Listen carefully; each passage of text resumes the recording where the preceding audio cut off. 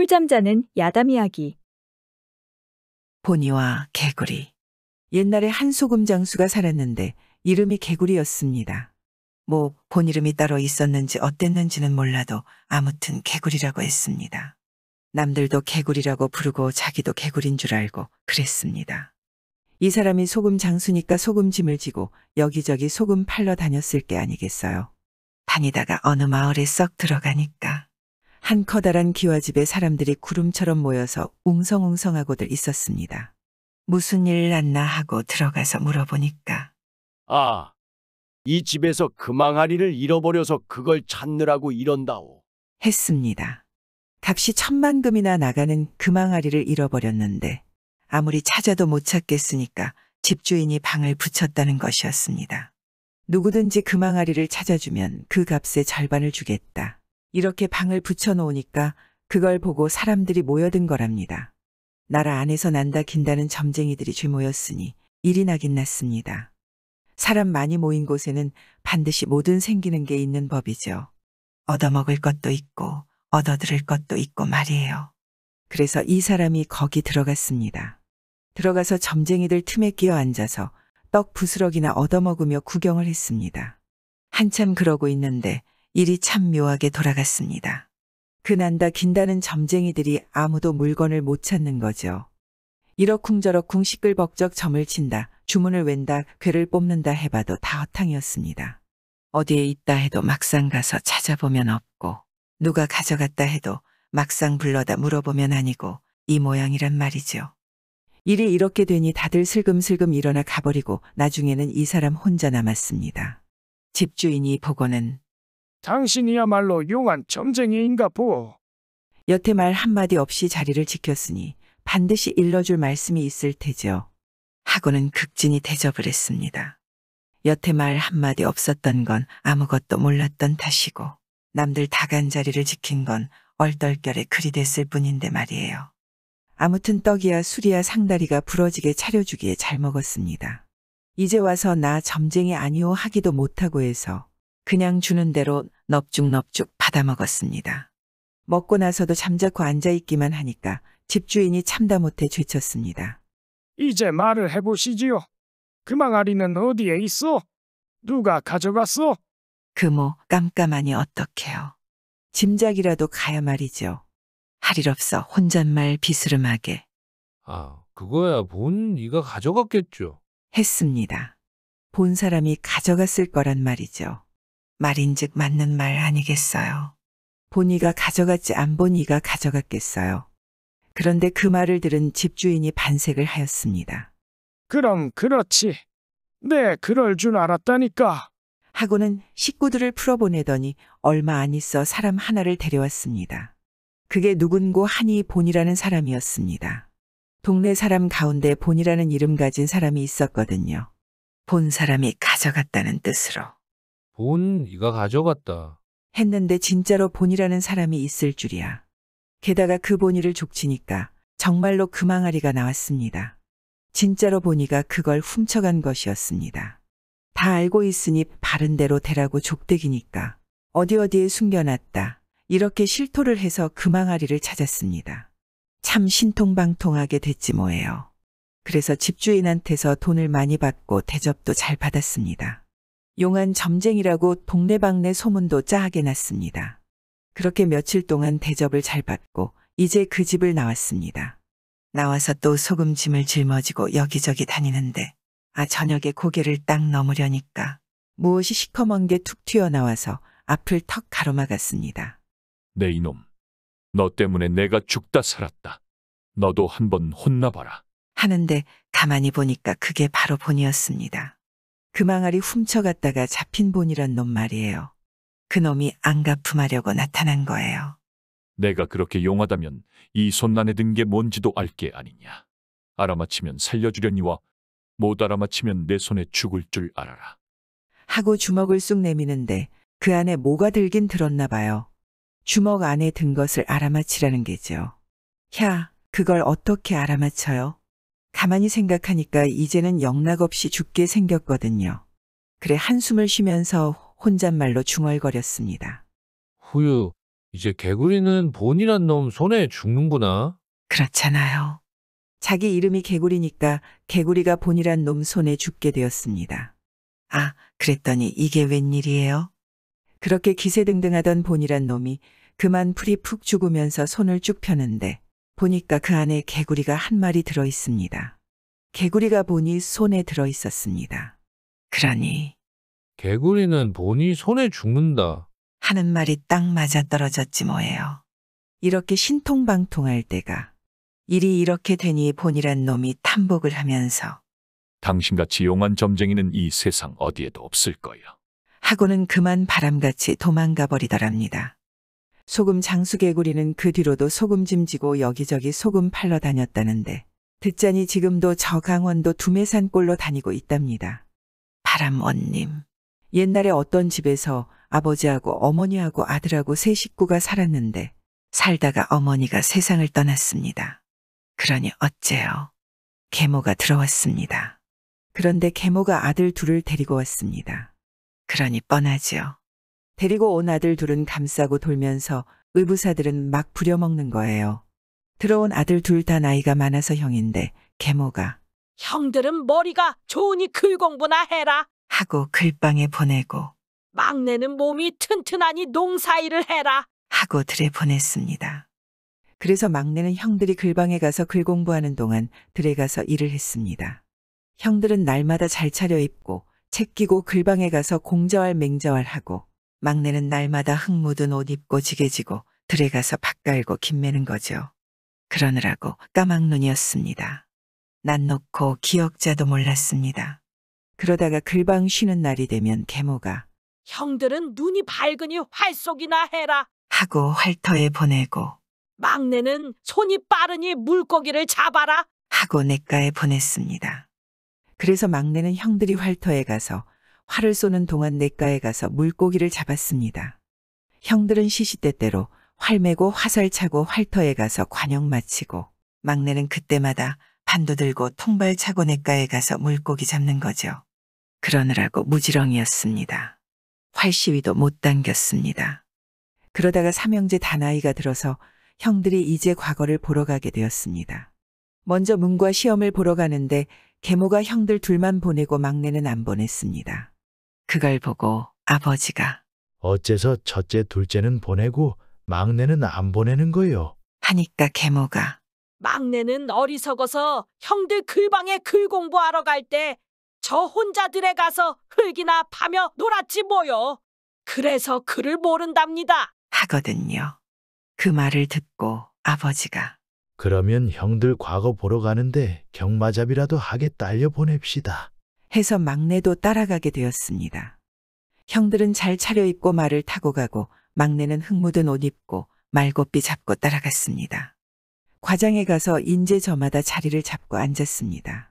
형들은 널따란데 좋은 자리 차지해서 앉고 막내는 멀찌감치 울타리 밑에 쪼그리고 앉았습니다. 글재가 나오고 모두 글을 짓는데 형들은 술술 글을 써나가지만은 막내는 글을 모르니 한 글자인들 쓸 수가 있어야죠. 그냥 멀거니 앉아 있었습니다. 그러다가 해가 기울어 파장이 됐는데 그때 마침 바람이 세게 불더니 글 지은 종이가 한 장 펄럭펄럭 날아오더랍니다. 날아와서 울타리에 척 걸리는데 한참 기다려도 찾으러 오는 사람도 없고 해서 막내가 그걸 갖다가 시관에게 냈습니다. 내니까 시관이 왜 식권의 이름을 안 썼느냐? 내 이름이 뭐냐? 해서 얼떨결에 이름을 말해줬습니다. 그러니까 시관이 종이 끝에 이름 석자를 써서 다른 답안지와 함께 두더랍니다.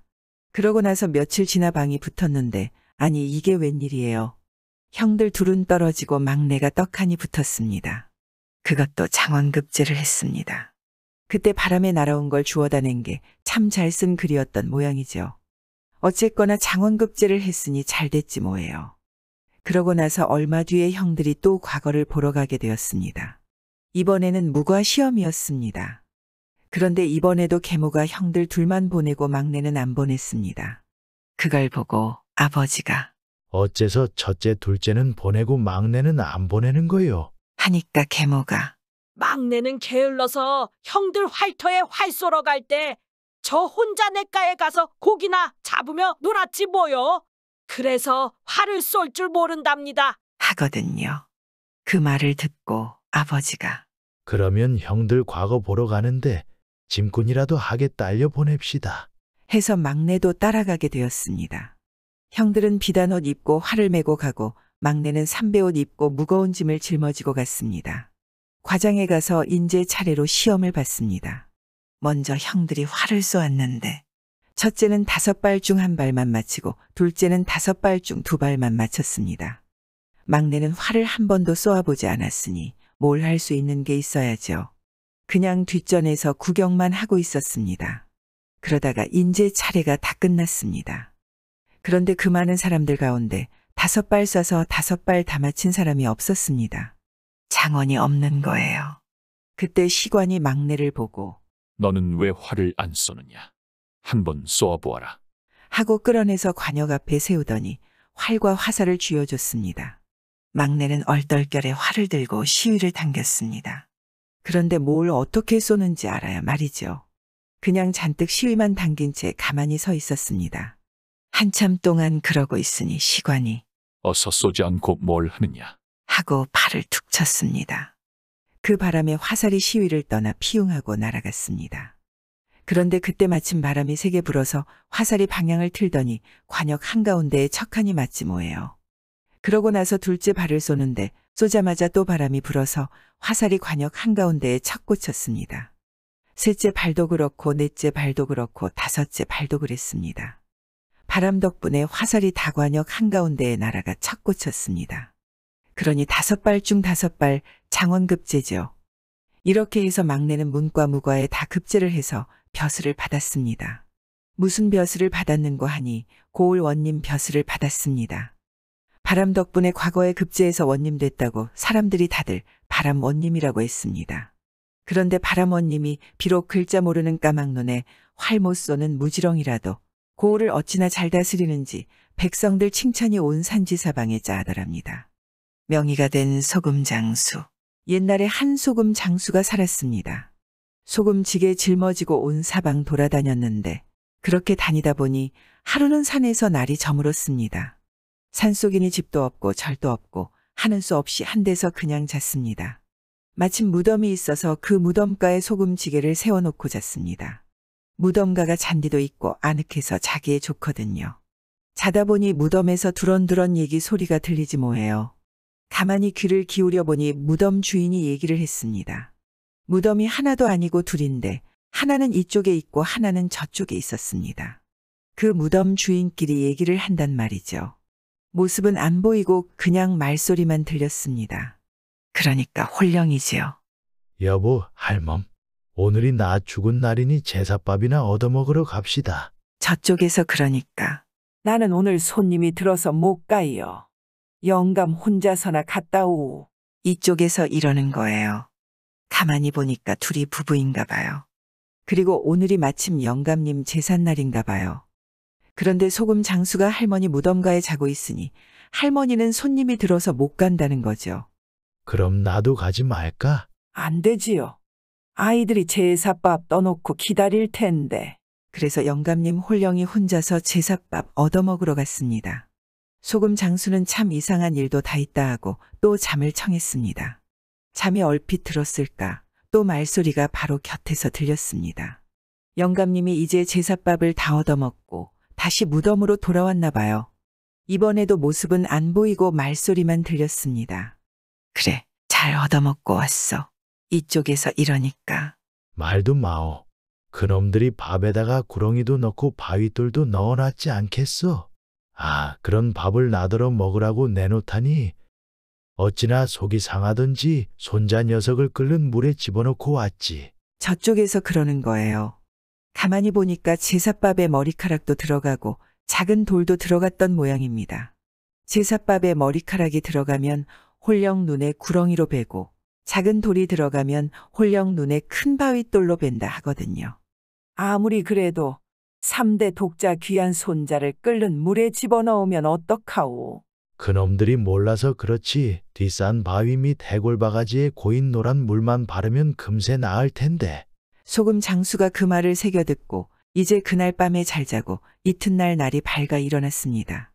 무덤 앞에서 하룻밤 잘 자고 갑니다. 하고 절을 2번 하고는 산을 내려왔습니다. 내려오니 바로 마을이었습니다. 이 집 저 집 기웃기웃하다 보니 아닌 게 아니라 한 집이 아주 초상집이었습니다. 소금지게 진소금 장수를 보더니 식구들이 집에 우환이 있어 넋이 다 빠졌는데 소금 사게 생겼소. 정신사 나오니 어서 나가시오. 하고 떠밀어냈습니다. 그래서 옳다, 이 집이다 하고 말을 붙였습니다.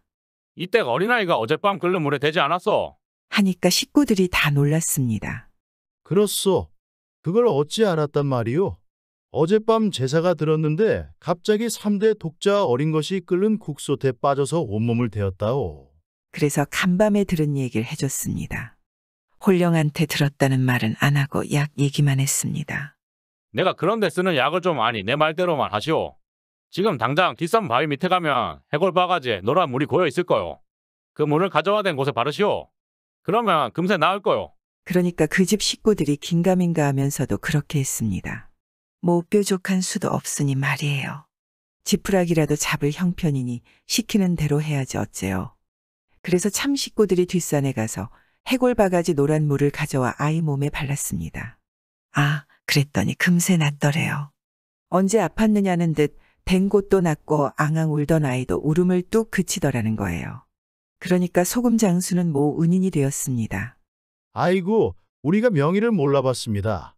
하고 대접이 아주 극진했습니다. 그래서 며칠 대접 잘 받고 갔습니다. 그런데 이게 소문이 나서 가는 곳마다 사람들이 아픈 사람 고쳐달라고 조르는 통에 소금 장수가 아주 난처하게 되었습니다. 명의도 아닌데 명의라고 소문이 났으니 말이에요. 그래서 그 뒤로 소금 장수 그만두고 진짜 의술을 배웠는데 아주 잘 배워서 나중에는 정말로 명의가 됐다는 이야기입니다. 가짜 산신령. 옛날 어느 산골에 남편 잃은 호러미가 아들 하나를 데리고 근근히 살아가고 있었습니다. 본디 넉넉지 못한 살림이었는데다가 남편마저 세상을 떠나고 나니 사는 형편이 말이 아니었습니다. 삭바느질과 날품팔이로 하루하루 그저 입에 풀칠이나 하면서 사는 게 고작이었습니다. 그런데 하루는 이 마을에 참 용하다는 풍수장이가 왔습니다. 용에도 보통으로 용한 게 아니라 명풍수 중에 명풍수라고 온 나라의 이름이 떠들썩한 사람이 왔습니다. 풍수장이라는 게 본래 방방곡곡 돌아다니면서 집터니 묘터니 좋은 자리 찾는 사람 아니겠어요. 이 사람도 마을 여기저기를 돌아다니면서 명당을 찾는데 이 모자가 사는 집에 떠고와 보더니 무릎을 치며 감탄을 했습니다. 야, 이 집터야말로 명당 중에 명당이로구나. 주인 호러미가 그 소리를 듣고 어이가 없어서 아이고, 지관님, 그런 말씀 마세요.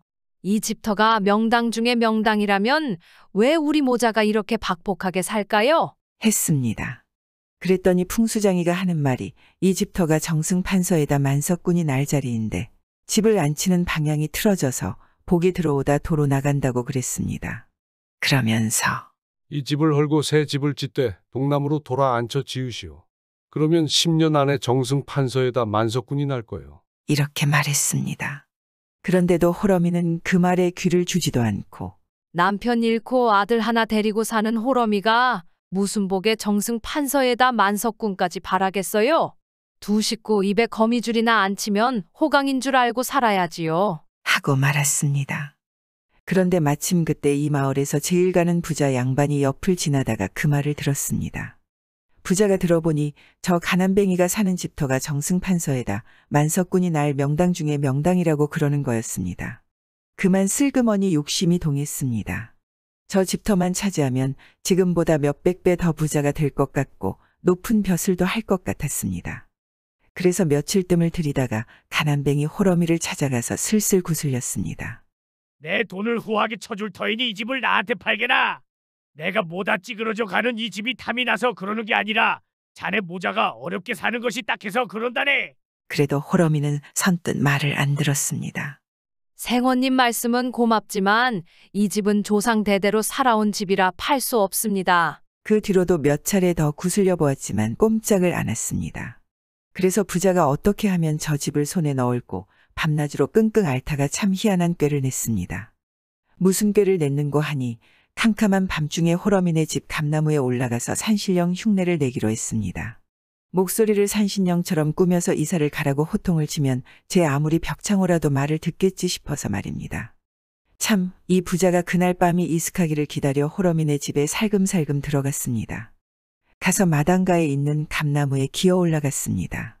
올라가서 목소리를 가다듬고 호령을 하기를. 듣거라. 나는 이 마을을 지키는 산신령이다.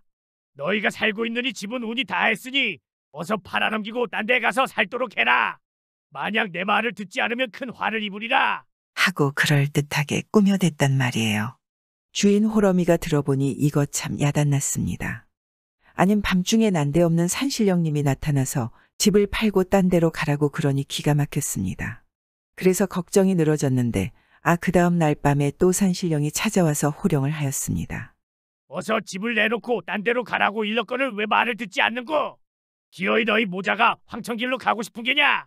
부자는 이참에 아주 겁을 주어서 고분고분 말을 듣게 만들겠다고 그러는 거였습니다. 그걸 모르는 호러미는 감나무 밑에 가서 정화수를 떠다 놓고 엎드려 빌었습니다. 영험하신 산신령님, 제발 비오니 우리 모자를 불쌍히 여기시어 명을 거두어 주옵소서. 조상 대대로 살아온 이 집을 떠나면 우리 불쌍한 모자가 어디 가서 살겠습니까? 저 어린 것이 글 공부를 마칠 때까지만이라도 굽어 살펴 주옵소서.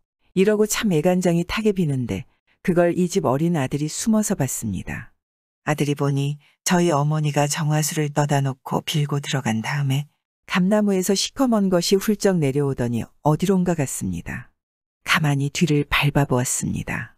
그랬더니 시커먼 것이 부자 양반네 집으로 썩 들어갔습니다. 옳거니 저 영감탱이가 우리 집을 빼앗으려는 수작이로군. 그렇다면 나도 생각이 있지. 이렇게 되었습니다. 그 이튿날 부자는 오늘로 아주 뿌리를 뽑겠다고 일찌감치 감나무에 올라가 숨어 있다가 밤이 이슥해지기를 기다려 벼락같이 호통을 쳤습니다. 너희가 감히 산신령의 말을 어기려는 게냐? 왜 아직도 집을 내놓지 않느냐?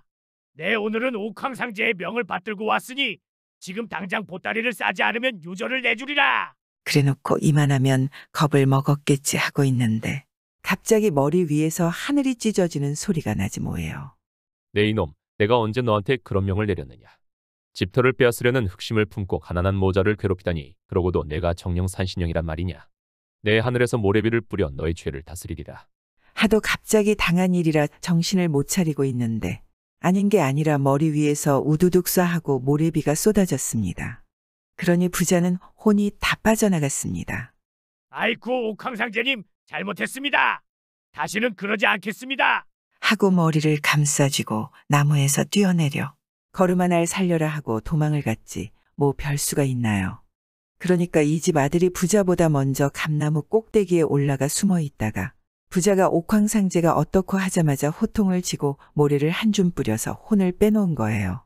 그래서 이 집 모자는 집을 안 빼앗기고 잘 살았는데 풍수장이가 용하긴 용했던지 10년 뒤에는 참말로 아들이 과거에 급제를 해서 나중에는 벼슬이 정승 판서에까지 오르고 만석군 부자가 되었습니다. 소가 된 사람. 옛날 어느 곳에 남의 집 머슴살이 하는 사람이 있었습니다. 머슴이란 게 그렇잖아요. 밤낮 뼈 빠지게 일해도 남는 게 없었습니다. 몇 푼 안 되는 세경 받아 옷 사입고 신발 사신고 나면 빈털털이니까 말이에요. 게다가 머슴 일이라는 게 좀 힘드나요. 10년 머슴살이에 남는 건 골병뿐이라더니 나이 20에 여기저기 안 아픈 데가 없고 참 이렇게 살다가는 제명에 못 죽을 것 같았습니다. 그래서 이 사람이 머슴살이 그만두고 집을 나왔습니다. 나와서는 딱히 갈 데도 없으니까 그저 정처 없이 걸었습니다. 가다 보면 무슨 살길이 나오겠거니 하고 걷는데 그러다 보니 그만 날이 저물었습니다. 곳은 깊은 산골 고갯길이어서 집도 없고 절도 없는 곳이었습니다. 그런 데서 날이 저물었으니 어째요. 나무 밑이든 무덤가든 잘만한 데를 찾아서 자야 했습니다. 그래 여기저기 살피며 가다 보니 마침 저 멀리서 불빛이 반짝반짝하였습니다. 잘됐다 하고 찾아갔습니다. 가보니 아니나 다를까 그 산속에 오막살이 초가집이 한 채 있었습니다. 주인을 찾으니 머리 화연 놓인 부부가 나와 길 가는 사람인데 하룻밤 묵어 갈 수 있겠는지요? 그러니까 아주 반가워하면서 들어오라 했습니다. 그래서 들어갔습니다. 들어가 앉아 있으니 노파가 부엌에 가서 떡을 한 사발 가지고 들어왔습니다. 대접할 거라곤 이것밖에 없으니 이거라도 드시오. 시장하던 참이라 사양하고 자시고 할 게 있나요? 고맙다고 하고는 그냥 먹었습니다. 한 개, 두 개, 세 개를 먹고 나니 이런 변이 있나요? 몸이 슬슬 달라졌습니다. 어떻게 달라지는고 하니 먼저 몸통이 커지더니 몸통이 스르르 커져서 황소 몸통만 하게 되더란 말이죠. 그 다음에는 팔다리가 달라지는데 그냥 울룩불룩 늘어나서 네 다리가 되었습니다. 팔은 앞다리가 되고 다리는 뒷다리가 되었습니다. 그러고 나서는 머리가 달라졌습니다. 어떻게 달라지는고 하니 커다랗게 부풀어서 눈은 퉁방울눈이 되고 귀는 쫑긋 길어지고 입은 툭 튀어나와 쭉 찢어지고 코는 쑥 들어가 콧구멍만 커다래져서 벌름벌름했습니다. 그 다음에는 엉덩이에서 꼬리가 나왔습니다. 쑥 나와서 덜렁덜렁했습니다. 그러고는 온몸에 가는 털이 숭숭 났습니다. 그러니 뭐겠어요? 영락없는 소지요. 사람이 소가 돼버린 거예요. 떡 3개를 먹고 나니 그만 소가 되었습니다. 아이, 이게 뭐야? 내 몸이 왜 이래? 놀라서 소리를 쳤더니 그 소리는 안 나고 목구멍에서 음매 하고 소 울음소리가 났습니다. 뭐야? 목소리는 또 왜 이래? 하니까 또 그 소리는 안 나고 음매 소리만 났습니다. 아이고, 큰일 났다. 내가 소가 되다니. 해도 음매 소리만 나고 이 일을 어째? 누가 나 좀 살려줘요. 해도 음매 소리만 났습니다. 그걸 보고 노인 부부는 해에 웃더니 소가 된 머슴을 콧두레를 꿰고 고삐를 메어서 꼼짝 못하게 해놓고는 저희들끼리 수작을 했습니다. 이놈을 내일 장에 내다 팔자. 그래. 이번엔 젊은 놈이니 값도 좋겠지. 이놈이 95번째인가? 그래. 이제 5놈만 더 소 만들어 팔면 100을 채우고 그러면 우린 사람이 된다. 돈 많은 부자 사람이 되는 거다. 수작하는 꼴을 가만히 보니 바지춤으로 치맛자락으로 여우 꼬리가 삐죽이 나와 있었습니다. 이것들이 여우였던 것이었습니다. 여우가 노인 부부로 둔갑을 해서 지나가는 사람을 꿰어다가 떡을 먹여서 소로 만들어 팔아먹는 것이었습니다. 그렇게 소 만들어 팔아먹은 사람이 이제까지 94이나 되었던가 봅니다. 이 머슴이 95번째로 걸린 거고요. 그렇게 100사람을 채워서 이것들이 사람이 되려고 하는 수작이었습니다. 사람이 되기만 하면 그동안 소 팔아 챙긴 돈이 많으니 그걸로 부자 돼서 살 속셈이었습니다. 이렇게 앞뒤 사정을 다 알았지만은 안들 이제 와서 무슨 소용이겠어요. 이미 때는 늦었는데. 이미 소가 됐고 아무리 말을 해도 입에서는 음매 소리밖에 안 나고 이러니 무슨 수가 있겠어요. 할 일 없이 콧줄에 꿰이고 고삐에 매여 있다가 이튿날 아침에 장에 끌려갔습니다. 끌려가서 어떤 사람한테 팔렸습니다. 여우는 소 산 사람한테 가만히 이르기를 이 소한테는 물을 먹이면 안 되니 무는 절대 먹이지 마오. 하고는 돈을 챙겨 가버렸습니다. 소가 된 머슴은 끌려가서 소로 살았습니다. 외양간에서 자고 볏짚이나 먹고 날만 새면 나가서 일하고 해지면 주인한테 이끌려 들어오고 이리야 남의 집 머슴 살 때도 밤낮으로 했으니 못할 건 없죠. 하지만 이게 참 할 짓이 못 되었습니다. 머슴 살 때 죽도록 일하고 골병만 들었는데 소가 돼서 또 죽도록 일하니 골병이 안 들 수 있나요? 아이고, 내가 이렇게 사느니 그만 죽는 게 낫겠다. 생각다 보니 여우가 자기를 팔면서 주인한테 물을 먹이지 말라고 한 말이 떠올랐습니다. 물을 먹이지 말라는 걸 보니 물을 먹으면 죽기라도 하나 본데 까짓것 먹고 죽어버리자. 이렇게 생각하고 틈을 봐서 물을 훔쳐 먹었습니다. 큰 무 한 개를 우걱우걱 다 먹고 나니 아니 이게 웬일이겠어요. 몸이 슬슬 달라졌습니다. 전에 여우가 준 떡을 먹고 달라질 때처럼 달라지는데 이번엔 거꾸로였습니다. 먼저 몸통이 스르르 줄어들어 사람 몸통만 하게 되더니 그 다음에는 네 다리가 줄어들어서 사람 팔다리처럼 되었습니다. 앞다리는 팔이 되고 뒷다리는 다리가 되고 그러고 나서는 머리가 줄어들고 눈, 귀, 입, 코가 다 사람 것이 되었습니다. 그런 다음 엉덩이에 붙어있던 꼬리가 쑥 들어가고 온몸에 난 털이 없어졌습니다. 그러고 나니 사람이 되었습니다. 도로 멀쩡한 사람이 됐단 말이에요. 물을 먹으면 도로 사람 된다고 그래서 여우가 못 먹게 했나 봅니다. 어쨌든 다시 사람이 됐으니 무슨 걱정이겠어요. 주인한테 사연을 얘기하고 그 길로 그 집을 나왔습니다. 나와서 또 정처 없이 걸어가는데 가면서 생각해보니 그놈의 여우가 참 괘씸했습니다. 아 멀쩡한 사람을 소로 만들어 팔아먹다니 아무리 여우라도 참 못됐잖아요. 그런 여우가 사람이 되면 어떻겠어요. 온갖 못된 짓은 다 하고 자빠질 것 아니겠어요.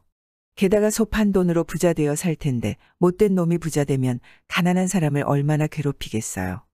안 되겠다고 생각하고 아무래도 내가 안갚음을 좀 해줘야겠다고 그 길로 그 고개를 찾아갔습니다. 찾아가 보니 아닌 게 아니라 여우가 여태 그 집에 있었습니다. 노인 부부로 둔갑한 여우 말이에요.